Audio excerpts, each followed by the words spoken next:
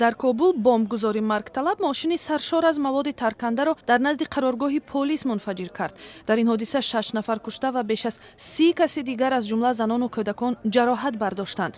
ҳамла замоне ба вуқӯъ пайваст ки раҳбари Афғонистон Аҳмад Ғанӣ дар Вашингтон имкони беруншавии сарбозони Иёлоти Муттаҳидаи Амрико аз ин кишварро баҳс дорад. Сухангӯи толибони афғон иброз доштааст ки ин созиш ба раванди сулҳи Афғонистон зиён дорад. дар Москав пайравони раҳбари фақиди мухолифини Русия Борис Немцов дар макони куштори номбурда зиёратгоҳи ӯро тармим намуданд. харобкорон лавҳаи пули ба номи Немцовро вайрон карда ба ҷои вай суханони қабеҳ навиштанд.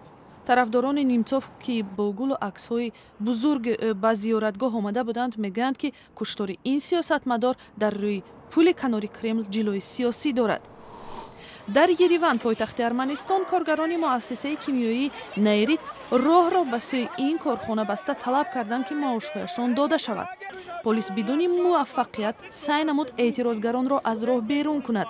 Нейрит тавлиди маҳсулотро тақрибан қатъ намудааст. баъзе коргарони ин муассиса шикоят доранд ки 2 сол инҷониб маош нагирифтанд.